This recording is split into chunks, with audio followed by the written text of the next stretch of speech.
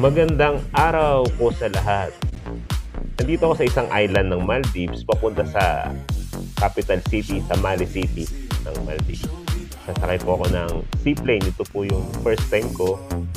Kaya kwento ko po sa inyo kung ano ang itsura ng loob ng seaplane at ano ang experience ko doon. Let's go! Let's go.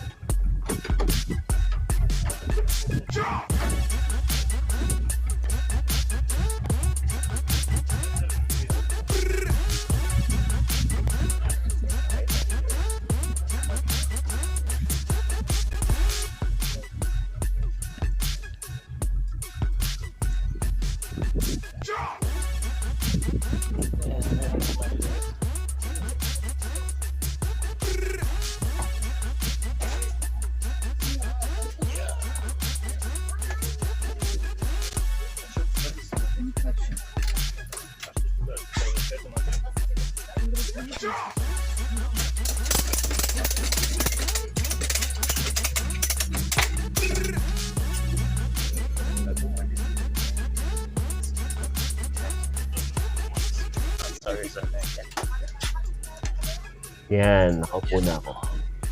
Bali, ang loob nito medyo masikip. Lalo na malalaki yung mga nakasakay, mga foreigner.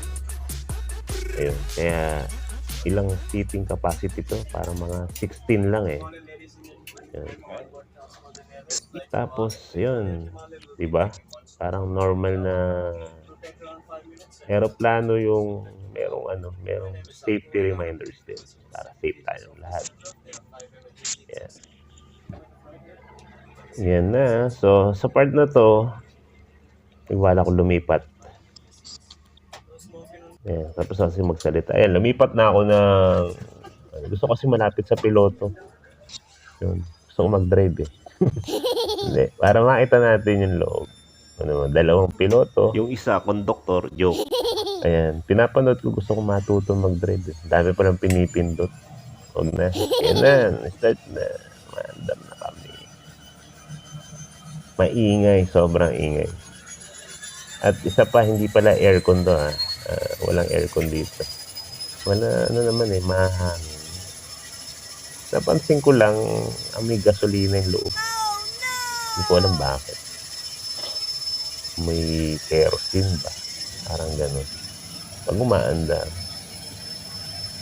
mabilis na yung takbo. Wala pa pala. Hindi pa tumatakbo. Mabagal pa. Ayan na. Mabilis.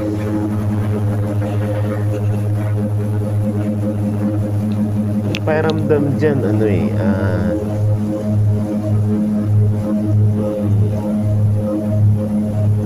speed niya, mararamdaman mo yung bilis eh. Kasi nga ano na siya eh. Aakyat na siya. Ang napansin ko lang dito, medyo tumaas na siya. Parang nahihilo ako. O mahihiluhin pa talaga ako.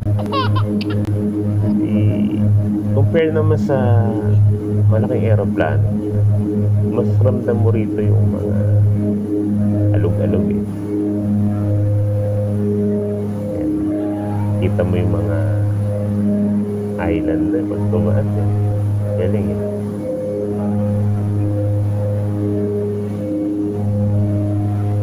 Isipin mo, galing tayo dito sa baba.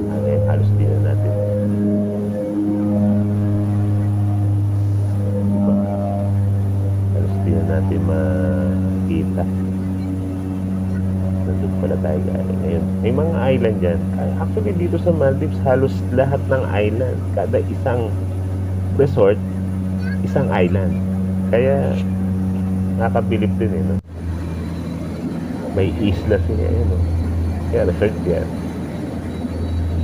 Tapos meron namang island na community, mga bahayan, gano'n, barangay siya.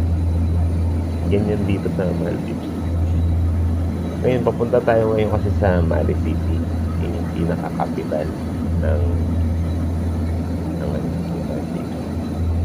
Ayan o, kita niyo may mga bahay. Tapos yung kabilang island, resort naman. Ganun po yan, ganyan dito. So, ang biyahe nito umabot ng 40 minutes. Nasa 40 minutes. Yun o, island. Resort yan, pag yun ang resort.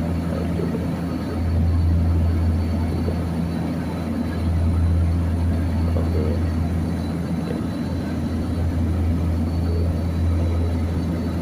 Lapit na tayo.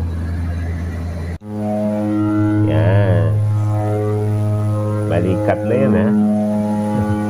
Nahihirap kung 45 minutes pa tayo makatulog. Ito yung Maldives City. Tignan mo. City talaga siya kasi may mga buildings, may mga shops. Kompleto na. Sa alam na kung wala kang makakainan na walang building, makakainan na pwede kang kumain ng fast food. Hindi, nakabase ka lagi ito sa resort. Tingnan nyo yun. Pero ang ganda pa rin. Actually, doon sa mga dagat yan, pwede ka rin maligo, malinis.